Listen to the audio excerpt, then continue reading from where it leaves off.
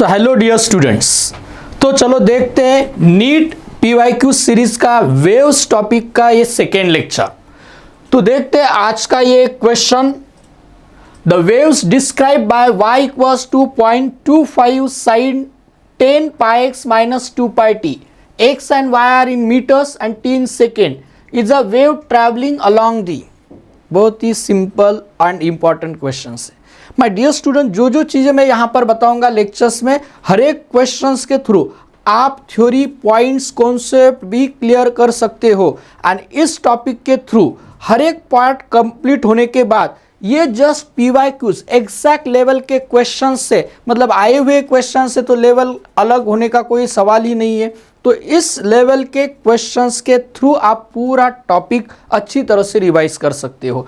तो आपको पूछा ये वेव कौन से एक्सिस के अलॉन्ग ट्रैवल हो रही है, तो my dear students minus sign है। सो यहां पर अगर माइनस साइन आया तो wave is travelling along positive axis and y equals to है, ये x है यहां पर, so it is travelling along positive x axis. तो हम कहेंगे नेगेटिव x एक्सिस के अलॉन्ग ट्रैवल हो रही है, नहीं, पॉजिटिव x डायरेक्शन। बट और चीजें हैं, पॉजिटिव तो दो ऑप्शंस में है, बट एक बात फिक्स्ड है, first and fourth option incorrect है। सो दो ऑप्शंस बचे इस क्वेश्चन में, मतलब 50-50 लाइफ लाइन आ गई। तो चलो देखते हैं क्या डिफरेंस इन दोनों में। यहां पर दिया है positive direction with frequency pi hertz, मतलब हमें फ्रीक्वेंसी चेक करना होगा। यहां भी वेवलेंथ 0.2 है, यहां भी वेवलेंथ 0.2 है, so no need to check the wavelength, सिर्फ हमें फ्रीक्वेंसी के बारे में देखना होगा। ओके, तो फ्रीक्वेंसी चेक करते हैं, दोनों सेम है तो बहुत सारे स्टूडेंट्स फिर लैम्बडा चेक करते बैठते, वो सेम ही है, चेक करने की क्या जरूरत है उसको। तो देखते हैं फ्रीक्वेंसी कितनी है। तो सी टी, स्मॉल टी का कोएफिशिएंट याद है ना equation, kx minus omega T, T का कोएफिशिएंट, टी का जो कोएफिशिएंट है वो ओमेगा होता है। तो ओमेगा की जगह क्या है, omega is 2 pi my dear students, omega की जगह 2 पाई एंड ओमेगा मतलब 2 pi n, n is the frequency, so 2 pi upon 2 pi get cancelled and we get n 1 hertz। तो 1 हर्ट्ज सेकेंड एंड थर्ड में से कौन से ऑप्शन में, वह है थर्ड ऑप्शन में। So third option is correct. तो इस क्वेश्चन का आंसर है थर्ड ऑप्शन। तो देखो, सो इस तरह से डियर स्टूडेंट्स क्वेश्चंस पूछे गए, नीट में पूछे गए सिंपल लेवल के क्वेश्चंस। सो ज़्यादा डरने की ज़रूरत नहीं है, अच्छी तरह से इन क्वेश्चंस की आप प्रैक्टिस करते हैं तो हर टाइप ऑलमोस्ट कवर हो जाएगा इसके थ्रू। तो देखते हैं इस लेक्चर का next question. When sound waves travel from air to water, which of the following remains constant? Remember this. ये मैंने आपको कहा ना, बहुत सारे कॉन्सेप्ट्स आपके क्लियर होंगे इन क्वेश्चंस के थ्रू ही, थ्योरेटिकल पार्ट पढ़ने की जरूरत नहीं, सिर्फ क्वेश्चंस की प्रैक्टिस करो। तो डियर स्टूडेंट्स, अगर साउंड वेव्स ट्रैवल होती from one medium to another medium, तो रिमेंबर वेलोसिटी चेंज होती है, वेवलेंथ चेंज होती है, बट कांस्टेंट होती है फ्रीक्वेंसी। फ्रीक्वेंसी हमेशा कांस्टेंट होती है, it is characteristic of source. So that's why answer है इस क्वेश्चन का third option and that is frequency. So see the next question. A point source emits sound equally in all directions in a non absorbing medium. सभी direction में sound waves emit हो रही है, absorb नहीं हो रही है। 2 points P and Q are at a distance of 2 meter and 3 meter respectively from the source. The ratio of the intensities of the waves at point P and Q is। ये भी बहुत अच्छा question है, intensity का ratio क्या होगा, तो हमें तो पता है, और याद रखो नहीं पता होगा तो intensity my dear students inversely proportional to square of the distance. Intensity and distance का ये रिलेशन आपको अच्छी तरह से याद रखना, क्योंकि डिस्टेंस दिया है P and Q at a distance 2 and 3 meter from the source, तो रेशियो ऑफ इंटेंसिटीज फाइंड करना है, I1 upon I2 ऐसे कंसिडर करते हैं, P पॉइंट पर I1, Q पॉइंट पर I2 and it is inversely proportional to square of distance R2 upon R1। वैसे तो ओरली हो सकता है, समझ में आए। पहला डिस्टेंस कितना है 2 मीटर, नेक्स्ट 3 मीटर, उनका करो रेसिप्रोकल 3/2, 3/2 का square, 3 square 9, 2 square 4, so 9:4 is the answer. Orally भी हो सकता है, मैंने समझने के लिए स्टेप्स लिखे। इनवर्स रिलेशन यहाँ देखना 2/3, उसका उल्टा 3/2 का स्क्वायर 9:4, है ना। इजी क्वेश्चन, नीट के क्वेश्चन से ये ऐसा मत समझो मन से नहीं दिए, नीट में आए हुए क्वेश्चन से माय डियर स्टूडेंट्स ये। तो देखो next question, the phase difference between two waves represented by these are the two waves where x is expressed in metre and t is expressed in seconds approximately. Approximate calculation करना। तो देख तू phase difference, phase difference, अब phase difference के लिए हमें क्या देखना होगा, इसका ये एंगल, इसका ये एंगल, एंड दूसरी बात साइन कॉस। ये फंक्शन सेम सेम है क्या, साइन साइन कॉस कॉस नहीं है तो उसको सेम कर लो। जैसे हमें पता है sine 90 plus theta means cos theta. Look here, sine 90 means π/2 plus theta, मतलब ये एज इट इज लिख देता हूं मैं 100t plus x/50। So dear students, now let us compare these two equations. 100t plus x/50, 100t plus x/50 same है। मतलब आपको समझ में आ गया, फेज मतलब समझ में आ गया। ये जो पहला ये एंगल है इसके लिए फेज है ये सपोज φ1, ये फेज है, और ये जो यहाँ पर है ये इतना पार्ट जो है ये फेज φ2 है। अब इन दोनों में difference delta phi means final minus initial, φ2 minus φ1। चलो करते हैं। अब मैंने क्या कहा, ये जो एंगल है 100t plus x/50, 100t plus x/50 तो सेम ही है, तो क्या डिफरेंस π/2 माइनस 0.5, 0.5, ये तो माइनस करने के बाद सेम सेम है तो कैंसिल ही होगा। अब π/2, पाई की वैल्यू कितनी है, पाई की वैल्यू 3 हम कहेंगे 3.14, 3.14 को 2 से डिवाइड करो, 2 1 जा 2, 0.57 माइनस 0.5 मतलब 0.5। अब 1 माइनस 1.57 माइनस 0.50, 0.50 गया तो 1.07 ओरली हो सकता है। देखो ना कैलकुलेशंस भी कितना इजी पूछा है, 1.07 radiance is the phase difference. कितने इजी क्वेश्चंस पूछे हैं नीट को। आप प्रैक्टिस करेंगे आपके टाइम में भी ऐसे क्वेश्चन पूछे जा सकते हैं। अगर ये क्वेश्चंस की प्रैक्टिस करेंगे आप तो आसानी से ऐसे आप सॉल्व कर पाओगे ये क्वेश्चंस। तो क्वेश्चंस की प्रैक्टिस करते रहना है। The equation of a sound wave is given as, ये इक्वेशन है sound waves. The wavelength of this wave is, बहुत इंपॉर्टेंट है माय डियर स्टूडेंट्स, बहुत सारी बार मैंने आपको बताया इक्वेशन पर बेस्ड बहुत सारी क्वेश्चंस पूछे यहाँ पर। इक्वेशन अच्छी तरह से याद रखो। इस इक्वेशन को देखो स्टैंडर्ड फॉर्म में लिखते, y equals to a sine kx omega t. X change हो सकते हैं, आगे पीछे हो सकते हैं, बट x का कोएफिशिएंट हमेशा kx होता है एंड t का ओमेगा। यहाँ पर हमें क्या फाइंड करना है, वेवलेंथ। तो k से कंपेयर करते, x की जगह x है ना, तो k की जगह क्या है 62.4। k मतलब क्या है my dear students, 2π/λ and k 2π/λ, उसकी जगह दिया है 62.4, 62.4। सो लैम्डा इक्वल्स टू क्या होगा 2π/62.4। ओके, अब यूनिट्स अच्छी तरह से देखना है, वह यूनिट्स नहीं, यूनिट लिखा है सिर्फ। तो चलो 2π मतलब क्या होता है 6.28/62.4। तो मैं उसको ऐसा लिख देता हूँ 6.24 इंटू 10, तो अप्रॉक्सीमेटली देखेंगे तो कैंसिल ही ना, 6.2 6.2 ही ना, एंड 1/10 मतलब 0.1। देखो कैसे कैसे क्वेश्चंस पूछे, ऐसे क्वेश्चंस पूछे, बहुत इजी है ना। 0.1 यूनिट इज द आंसर, मतलब सिंपल है, जस्ट इक्वेशन को कंपेयर करके लिख सकते हैं 0.1 unit. So dear students, practice के कारण ही आप फास्ट आंसर कैलकुलेट कर सकते हैं और आपको तुरंत समझ में आ सकता है। तो क्वेश्चन का आंसर है फोर्थ ऑप्शन। क्वेश्चन का आंसर है fourth option. See the next question. And क्या करो, मैं बार बार बता रहा हूं। अभी क्वेश्चन आया आपके सामने, the equation of wave is represented by, equation दिया, the velocity of wave will B.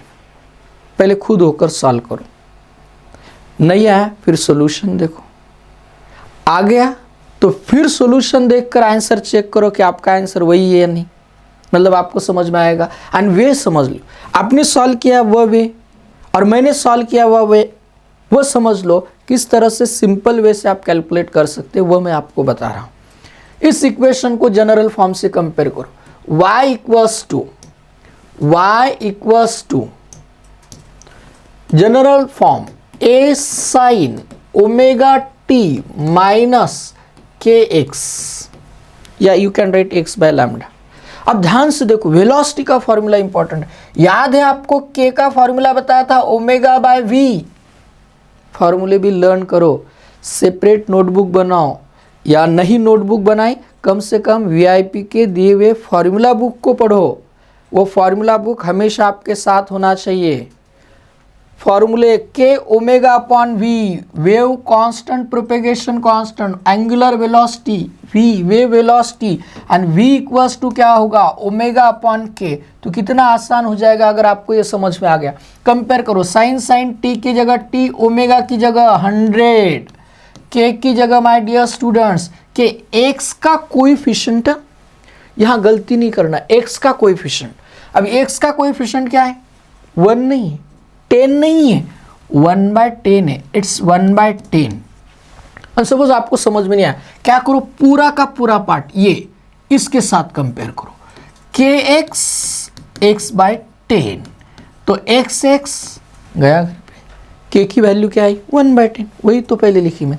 10 ऊपर चला जाएगा, 100 इंटू 10 इट्स 1000 मीटर पर सेकेंड, इट्स 1000 मीटर पर सेकेंड माय डियर स्टूडेंट्स,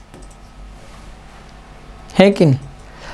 अब आप कंसंट्रेशन रखेंगे, क्वेश्चन को अच्छी तरह से पढ़ेंगे, इस पर कंसंट्रेशन रखेंगे तो अच्छी तरह से समझ में भी आएगा एंड आप फास्ट कैलकुलेट भी कर पाएंगे। आंसर है 1000 मीटर पर second velocity of the wave. चलो देखते हैं ऐसा ही क्वेश्चन नेक्स्ट।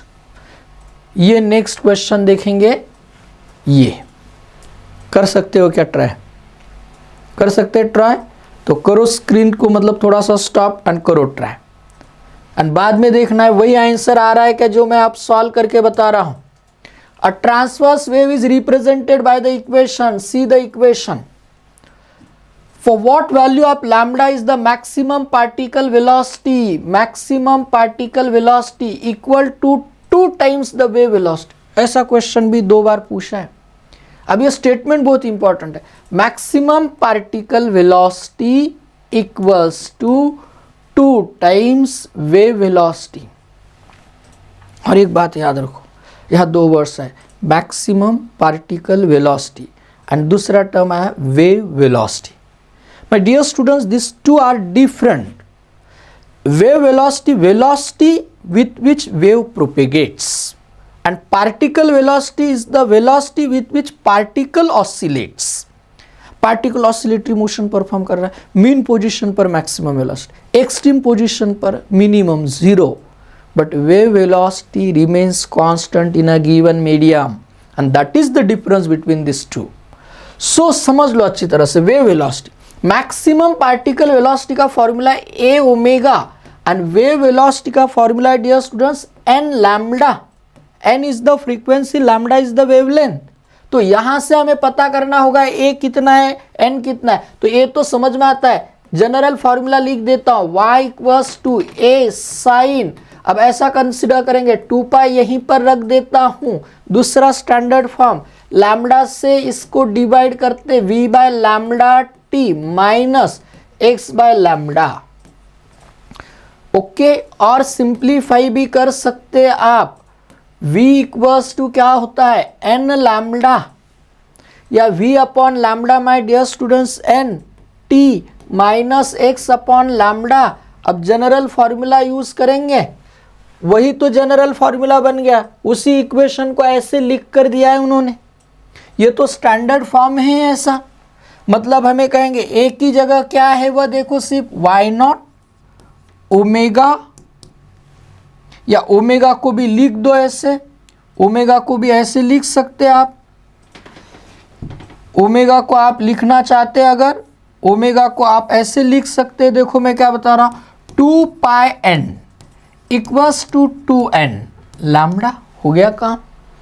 क्या पूछा है आपको, for what value of lambda, मतलब लैम्डा कैलकुलेट करना है ना। दोनों तरफ देखो 2n कैंसल, इधर क्या बच रहा है पाई, इधर क्या बच रहा है वाई नॉट, इधर क्या बच रहा है lambda. Lambda equals 2 pi y naught. Option fourth, option है फोर्थ। तो बहुत आसानी से ये भी कैलकुलेट कर सकते हो आप, है ना। तो देखो नेक्स्ट क्वेश्चन देखते हैं। इस क्वेश्चन का आंसर है फोर्थ ऑप्शन। एंड ये नेक्स्ट क्वेश्चन ये रहा आपके सामने, ये तो बहुत इजी है। Which of the following equations represent a wave, which of the following equations represent a wave. अब समझ लो माय डियर स्टूडेंट्स, ये इक्वेशंस की जरूरत। अब कभी कभी क्या करना होता है, हमें ऑप्शंस देखकर उनमें से ज़्यादा करेक्ट कौन सा आंसर है उसके बारे में सोचना होता है। यहाँ पर देखो पहली बात तो ये, वेव में साइन कोसाइन फंक्शन होता है, यहाँ नहीं है, ये कट गया। अब इसमें सब में है, बट अब वेव का मीनिंग हो गया यहाँ पर जो प्रोपेगेट हो रही है ट्रैवलिंग वेव है। अब ट्रैवलिंग वेव में प्लस और माइनस साइन सहित कुछ टर्म होता है, इसमें नहीं है, इसमें नहीं है। इसका मतलब minus a t plus b x, जैसे ओमेगा टी प्लस और माइनस के एक्स प्लस कुछ इनिशियल फेज। तो समझना है वेव ट्रैवल हो रही है कोई तो भी डायरेक्शन, माइनस है तो पॉजिटिव एक्स एक्सिस के अलॉन्ग, पॉजिटिव है तो नेगेटिव एक्स एक्सिस के अलॉन्ग ट्रैवल होनी है। तो इसलिए ये ट्रैवलिंग वेव, मतलब आपका करेक्ट ऑप्शन है थर्ड। कभी कभी देखो ना, अब ये फॉर्मूला भी नहीं, जस्ट इक्वेशन पूछा है, मतलब आपको उसमें कंफ्यूजन नहीं होना चाहिए, कुछ भी परफेक्ट होना चाहिए कि ये इक्वेशन वेव का है। तो ऐसा ही क्वेश्चन है। नेक्स्ट क्वेश्चन देखते हैं हम, ये in a sinusoidal wave the time required for a particular point to move from maximum displacement to zero displacement is 0.107 second the frequency of the wave। बात को समझ लो, स्टेटमेंट जो होते हैं ना वो बहुत इंपॉर्टेंट है। अब यहां से क्या पता चलता है उसे समझो। पहले पार्टिकल का जो टाइम दिया है कहां से कहा, maximum displacement to zero displacement. अब जरा ध्यान से, जरा ध्यान दो, इधर पार्टिकल ओ पर है, दैट इज मीन पोजीशन, गया एक्सट्रीम पोजीशन पर ए पर, O to A to B, नहीं A to O to B से वापस ओ। कहां से कहां गया particle, O to A to O to B and back to O. Dear students, इसको कहा जाता है वन ऑसिलेशन। क्या कहा जाता है, one oscillation. And one oscillation को जो टाइम लगता है कंप्लीट करने के लिए, वो टाइम पीरियड।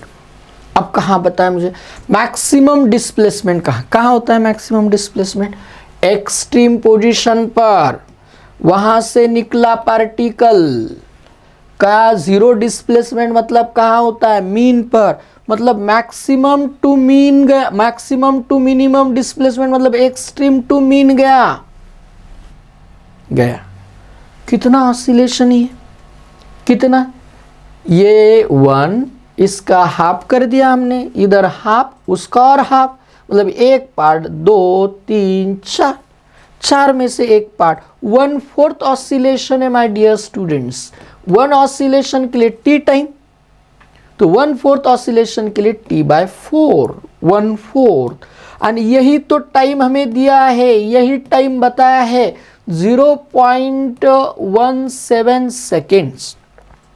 तो मिल गई ना हमें टाइम पीरियड, 0.17 × 4 कैलकुलेट करना है frequency reciprocal of time period.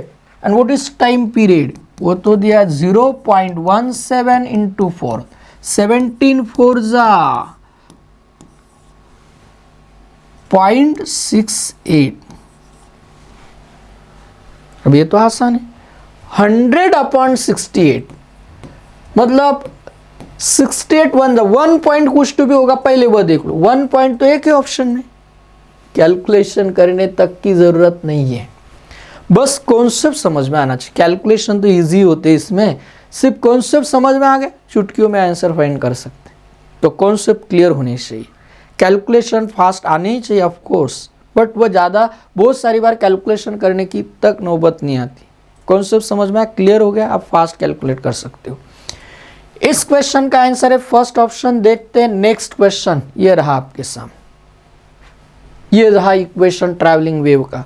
y in microns. यहाँ पर बहुत सारे स्टूडेंट जो गलती करते हैं ना, आंसर आता है उनको, गलती करते वह यूनिट्स पर ध्यान नहीं देते और बहुत सारी बार यूनिट्स चेंज करके देते। ऐसा यूनिट ही होता है, ऐसा नहीं, सीजीएस यूनिट होते हैं, अलग स्मॉल या लार्ज यूनिट हो सकते हैं। याद रखो, इस पर ध्यान दो। माइक्रॉन्स में, टाइम सेकेंड में, एक्स मीटर में, the ratio of maximum particle velocity to velocity of wave. वही कॉन्सेप्ट तो वही है, पहले भी क्वेश्चन पूछा था, आप थोड़ा सा चेंज करके पूछा है, लेकिन वह क्वेश्चन क्या तो ये आने वाला है, क्योंकि मैंने बताया maximum particle velocity a omega, wave velocity n lambda. तो जरा ध्यान से देखो और अच्छी तरह से, या एन लैम्डा लिख सकते हैं, या दूसरा फॉर्मूला हमने ये भी देखा है, k omega upon v, v omega upon k, ताकि आसान हो जाएगा। ये एन लैम्डा की जगह हम क्या करेंगे, एन लैम्डा की जगह देखो, एन लैम्डा की जगह यही फॉर्मूला सब्स्टिट्यूट करता हूं, ए ओमेगा वी ओमेगा अपॉन के, तो ओमेगा ओमेगा कैंसल, ए के, तो ए मतलब एम्पलीट्यूड कितना है 60, वाई माइक्रोन में, मतलब ये भी माइक्रोन में, मतलब 60 into 10⁻⁻6 my dear students, into के क्या है 6, एक्स मीटर में, मतलब उसको चेंज नहीं करना है, 6 इंटू 6 36, उस पर एक 0 इंटू 10⁻⁻6, पावर नहीं है 3.6 करके, लेकिन 3.6 कर दिया, ये दो डिजिट्स इधर, 10 स्क्वायर एंड 10⁻⁻6, 10⁻⁻4, 3.6 इंटू 10⁻⁻4, ये रहा ऑप्शन सेकेंड। गलती नहीं होनी चाहिए, यूनिट्स गलत कर दिया फिर आंसर नहीं आने वाला, तो प्रॉपरली पढ़ो, रीड बिटवीन द लाइंस बोलते हैं ना, वैसे हर एक वर्ड का मीनिंग समझ में आना चाहिए आपको। तो इस क्वेश्चन का आंसर सेकेंड ऑप्शन। एंड देखते फिर नेक्स्ट क्वेश्चन,